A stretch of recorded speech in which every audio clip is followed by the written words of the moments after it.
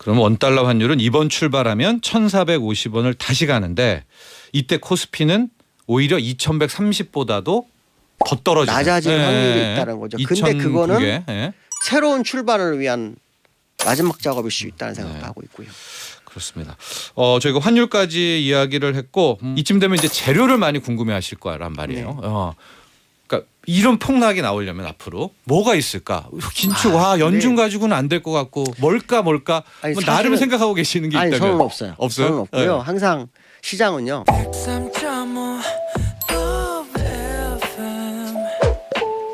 돈을 이해하는 시간 정철진의 목돈연구소.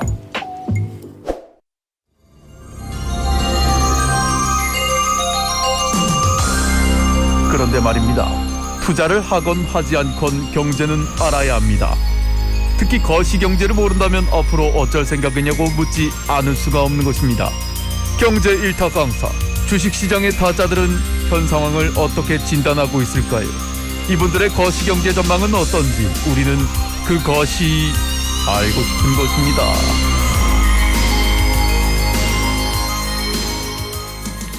네, 거시경제 전망 이어지는 주식시장 전망 들어보겠습니다. 그것이 알고 싶다. 오늘은요 블루오션 인베스트먼트 김동섭 대표와 함께하도록 하겠습니다.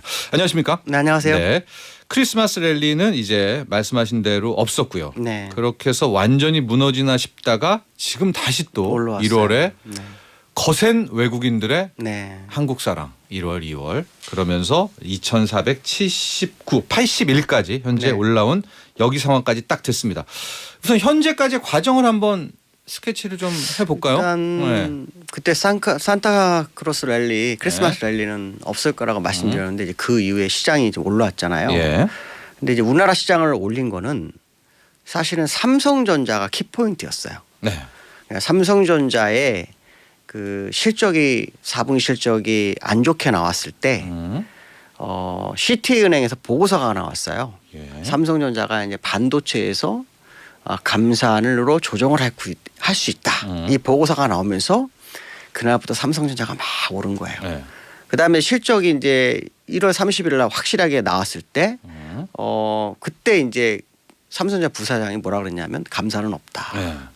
공급은 어느 정도 개선이 됐지만 수요는 아직 멀었다. 이렇게 얘기 나왔거든요. 네. 근데 수요가 없으면 공급 조절로 해결이 안 돼요.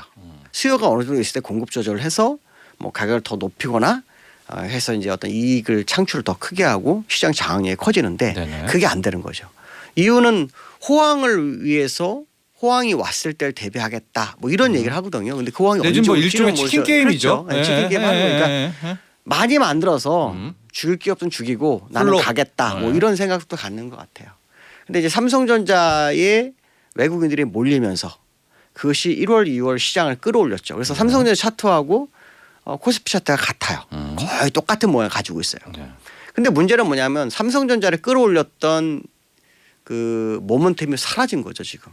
네. 감산에 대한 이슈가 없어졌어요. 근데 그러면은 이제 시장이 못 가야 되잖아요. 예. 그러니까 내친걸음 지금 올라가고 있는 상황이라고 좀 보고 있거든요. 예. 근데 이제 문제는 뭐냐면 이 자리가 기술적으로 상당히 어려운 자리에 있어요. 2,480 요 자리요. 60주선까지 60주선이 2,520 정도 되거든요. 네. 이 자리가 굉장히 어려운 자리로 보고 있어요. 2,520. 네, 왜냐하면 2,500을 넘어간다 안 넘어간다 그럼 얘기를 못 해요. 왜냐하면 그 안에 200주선이 있는데 차트 제가 코스피 차트 주봉을 가지고 온 게 있거든요. 아 볼까요 한번? 예, 볼 수 그거 있나요? 보시면서 네, 얘기를 네. 하면 좋은데요. 예. 코스피 차트를 보시면은 과거의 사례가 그 코로나 때 네. 60주선이 이렇게 내려오면서 네. 누워요. 그러니까 네. 주가가 상승할 때는 대세 상승에 올 때는 60주선이 내려오면서 이렇게 우상향으로 틀면서 가는 거예요. 그러면 내려와서 이렇게 눕는 데 걸리는 시간이 보통 1년 6개월이 걸려요. 근데 지금 현재 코스피는 어떤 상황이냐면 네. 우하향 사태예요. 네. 그럼 우하향 차트가 누우려면 1년 6개월이라는 시간이 필요한 거예요. 네.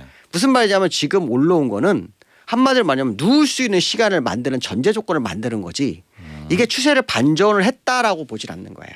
하고 V자 반등이 어렵다 기술적으로. 그렇죠. 결과적으로 더 올라가더라도 그건 결국 누울 수 있는 공간을 만들기 위해서 다시 박스권을 만들 거라는 거죠. 그러니까 지금 반등은 어떻게 보면 그동안 물렸던 저점에 네. 사서 이익을 보신 분이나 물렸던 분한테는 털 수 있는 기회를 주는 거죠. 네. 과거에 그 코로나가 터졌던 2020년도에 차트를 보시면요. 60주선이 우하향으로 누웠다가 누웠는데 폭락이 와요. 그게 코로나예요. 그게 무슨 말이냐면 누웠을지라도 가기 위해서는 누군가는 물량을 받아가야 되는 거예요. 시장에 주식이 100개가 있으면 네. 100개를 100명이 주식이 갖고 있으면 그 주식은 안 가요. 네.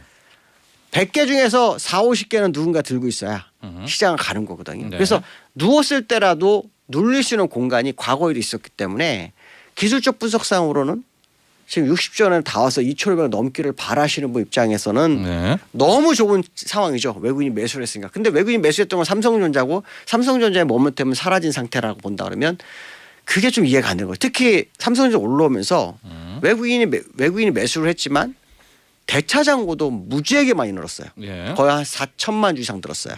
그러면 결국은 매수와 대차장고가 같아지는 상황이 돼버리잖아요. 그러니까 공매도도 같이 지금 그렇죠. 따라가고 있다. 예, 그 상황이기 때문에 이 상황을 봤을 때 국내 시장이 외국인의 매수로 해서 올라온 것은 보기 좋지만 실제로 기술적 분석상으로는 리스크 감안을 해는 위치에 도달한 상태다. 네. 특히 옵션에서 이라는 차트가 있어요. 우리나라 웹도독 장세라서 네네. 옵션이라는 걸 굉장히 많이 보게 되거든요. 왜냐하면 옵션의 흐름에 따라서 향후 방향성을 이제 먼저 알려주는데 네. 제가 아는 차트상으로는 옵션은 콜이 없거든요. 지금 주가가 네. 올라왔지만 콜은 다 끝나고 네. 뭐 되돌림에서 뭐 방향성을 주는 내일이 만기기 때문에 아마 그런 현상을 나타내는 것 같아요. 그래서 네네.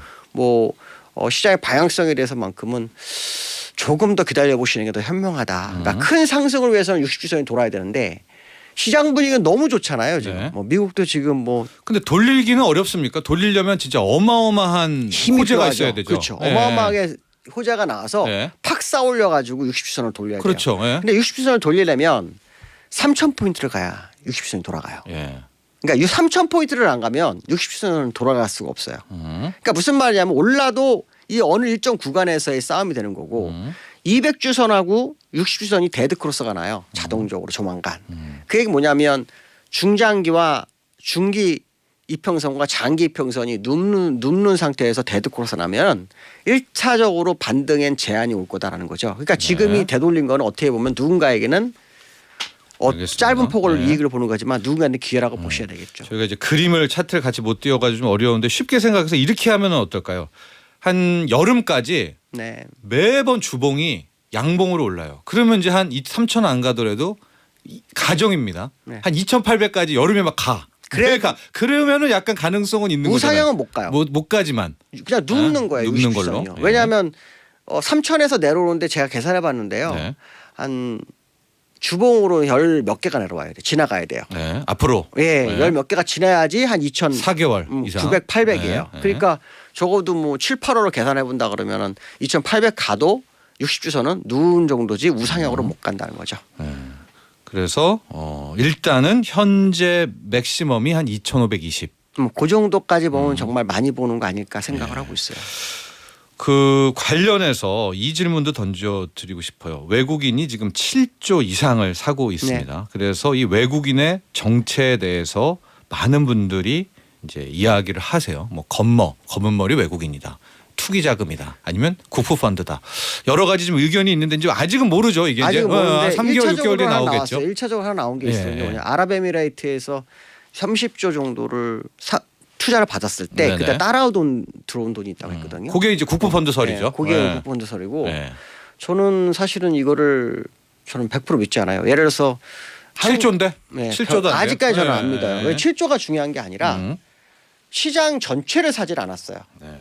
시장 전체를 사지 않았고 처음에 7조 들어올 때 약 6조 정도가 10위까지밖에 안 샀어요. 네. 그러면은 이거는 들어온 게 아니에요. 시장을 누군가 요리하기 위해서 들어온 거거든요. 근데 과거 사례를 보면 이제 검은 머리들이 들어왔던 작업 중에 현선물 합해서 들어온 돈이 한 7조 5천억 정도가 있었어요.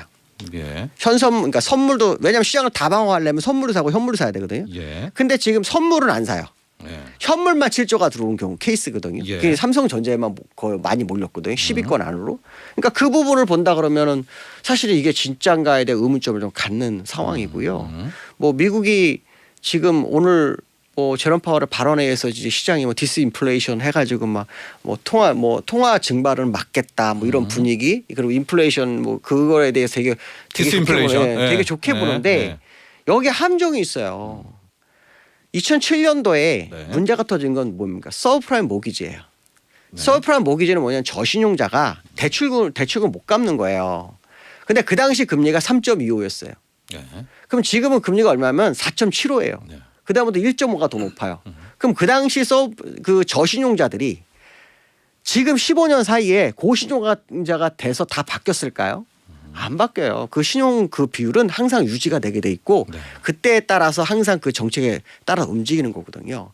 그러니까 결론적으로 말하면 지금 인플레이션이 2%가 못 내려온 상태에서 금리를 못 내리고 현재 상태를 유지한다? 결국 서브프라임처럼 저신용자들의 문제가 엄청나게 미가 터질 거라는 거죠. 고용도 지금 50만 명 정도가 늘었다고 하지만 사실 테크에 대한 부분은 아직 다 반영 안 됐거든요. 감원 이슈요. 네, 감원 이슈는 다 반영 안 했어요. 그리고 실제로 왜 이렇게 고용이 늘었는지도 뭐 제롬 파월도 자기 잘 모르겠다 뭐 이런 얘기하는데요. 고용이 늘어도 소비에 대한 부분이 확실하게 인플레이션이 낮아지는 모습이 나와야 되거든요. 그래서 저는 사실 소비자 물가지수 다음 주 14일을 참 화요일입니다. 중요하게 봐요. 예, 왜냐하면 소비자 물가지수가 6%지만 사실은 목표치 2% 대비로는 굉장히 높아요. 그러니까 얘가 만약에 6% 밑으로 와서 5%대에 온다면 시장은 환호할까요? 아니에요. 어차피 둔화되는 과정이기 때문에 당연하다라고 받아들일 거예요. 근데 만약에 정체를 하면요. 시장의 생각이 달라질 거라는 거죠. 굉장히 달라질 거다. 그래서 미국이 생각하는 그 고용의 이슈로 인해서 어떤 그 시장이 좋게 해서 가는데 사실 연준 입장에서는요. 아시겠지만 금리 인하 카드를 나중에 써야 돼요. 그러면 사실 뭐 침체가 오면 안 좋지만 침체가 인플레이션 낮아서 침체가 오는 게 더 유리한 거예요. 지금 시장에는. 그래야 금리가 내려와서 저신용자가 살려주고 저신용자가 다시 살아나야지 또 돈이 돌겠죠. 근데 그렇지 않은 상황이라면 지금은 뭔가 잘못됐기 때문에 연준 입장에서는 지금 시장이 올라가는 것보다는 오히려 정체되어 있는 게 더 유리한 상황이에요. 근데 실제로 경기 침체를 생각하는 기업들 테크주들은 벌써 고용 감원을 시작했단 말이죠.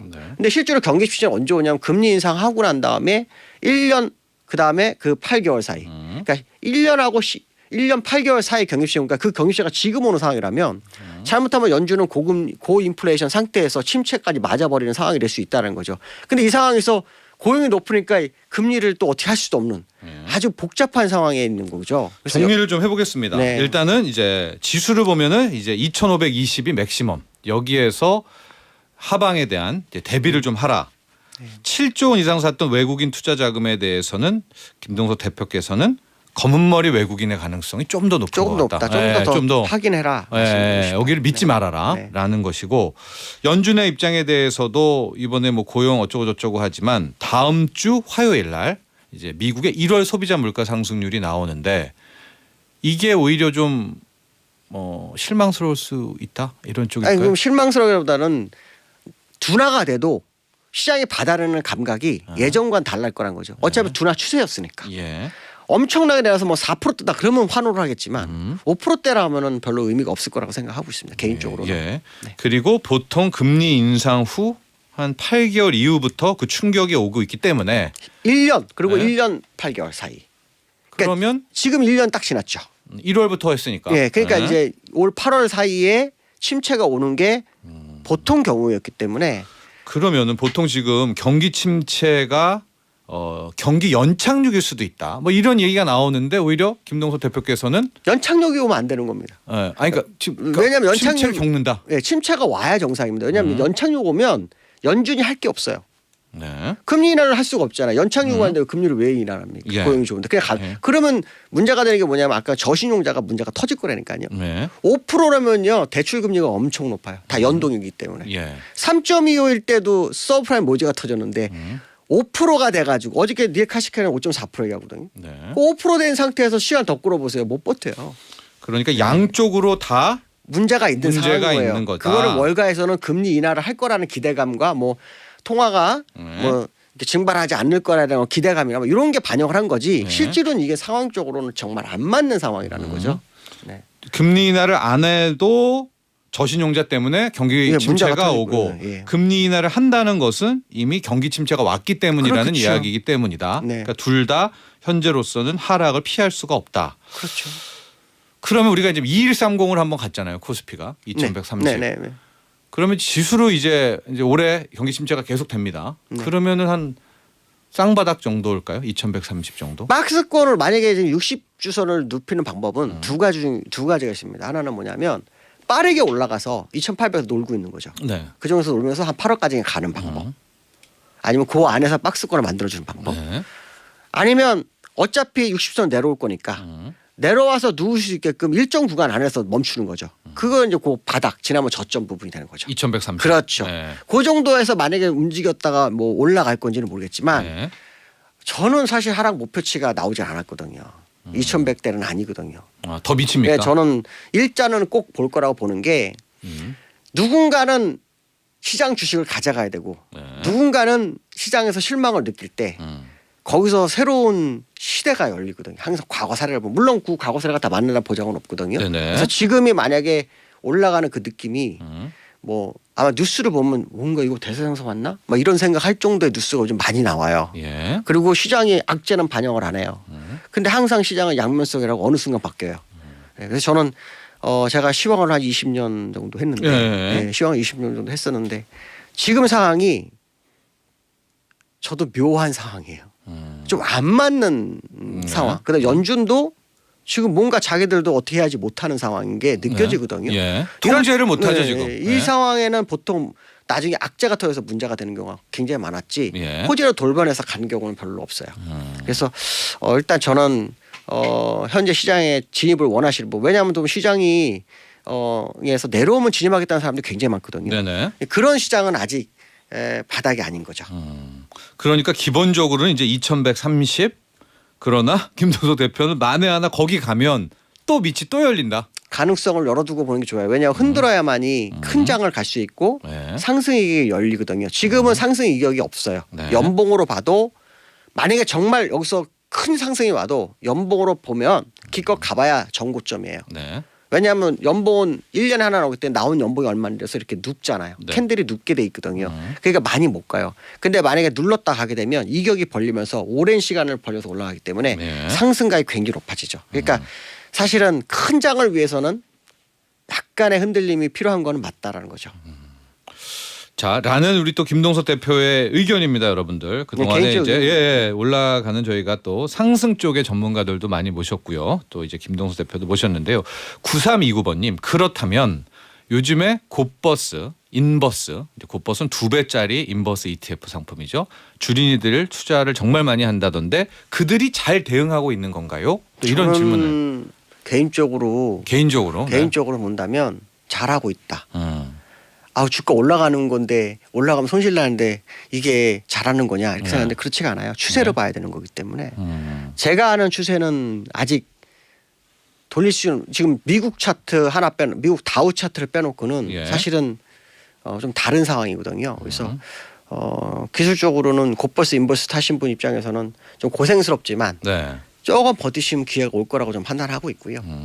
그 기회가 부의 재편성을 이루는 마지막 기회가 될 거다. 아, 오히려요? 네, 저는 마지막 기회가 될 거고 네. 그 이후에는 이제 하방을 보면 안 되는 거예요. 진짜 요번에 만약에 정말 예상한 대로 그 일목균형표상의 하락 목표치가 채워졌을 때 네. 2000이 깨졌다고 치면 네. 그때가 정말로 큰 기회를 볼 수 있는 장이 올 거다라고 보는데 문제는 뭐냐면 그게 어떤 식으로 해결되는지가 되게 중요하거든요. 왜냐하면 네. 파동을 만드는 거에 따라서 상승 각도가 달라지기 때문에 어설프게 되면은 또 이상하게 되는 거지만 그래도 좋은 기회가 곧 올 거라는 생각을 일단 저는 개인적으로 하고 있어요. 근데 이제 뭐 아까처럼 60주선이 돌아버렸다. 네. 그럼 좀 얘기가 달라지죠. 네. 그러면 이제 고점을 좀 높여놓고 상황을 봐야 되겠지만 현재로서는 60주선과 200주선이 데드 코러스가 나는 상황에서 이대로만 가면 60주선을 돌려봐야 그 힘을 줄 수 있는 어떤 시장의 재료의 에너지가 그렇게 크지 않다라는 거죠. 네. 특히 환율이 지금 저는 1,400원대 다시 갈 거로 보고 있거든요. 아, 그래요? 아, 네. 환율로 가볼까요? 네. 예, 환율이 1210원대까지 갔다가 제가 원래 환율의 저점으로 본 게 딱 두 군데였어요. 하나는 1,320원, 1,220원. 근데 1220원을 안 깨더라고요. 안 가더라고요. 네. 그러다가 얼마 전에 1215원 갔다가 네. 올라왔어요. 네. 근데 이 올라온 게 사실 추세 복귀를 한 거예요.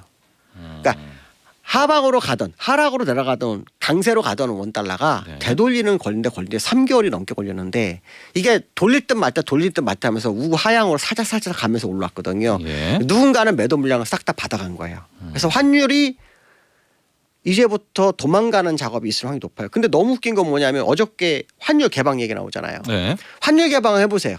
외환 시장 이제 시간을 이제 늘린 시간 거죠. 늘려고 환율 개방하면 외국인들이 우리나라에 돈이 들어올 거를 생각할 거 아니에요. 네. 그들이 들어오려고 그러면 환율이 낮은 가격에 들어올까요? 아니, 낮은 가격에 안 들어와요. 높은 가격에 들어와요. 근데 지금 1,000원이라면 1,200원 뭐 이렇게 보겠지만 1,200 지금 60원 전후의 움직임이거든요. 오늘 1,258원이에요. 어제보다 3원이 올랐어요.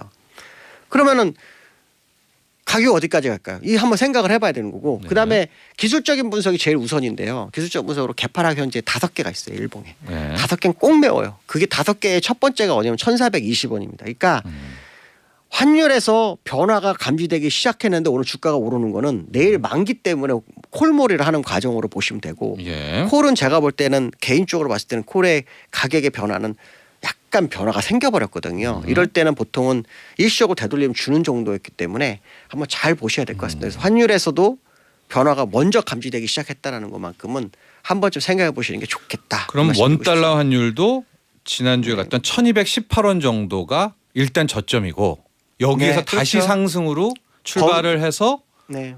환율은 어디까지입니까? 1,450원 전고 쌍봉 전고점일까요? 원래 제가 환율 제시했던 자리가 1,480원이었어요. 1,480원. 근데 1,444원 찍고 내려왔거든요. 예.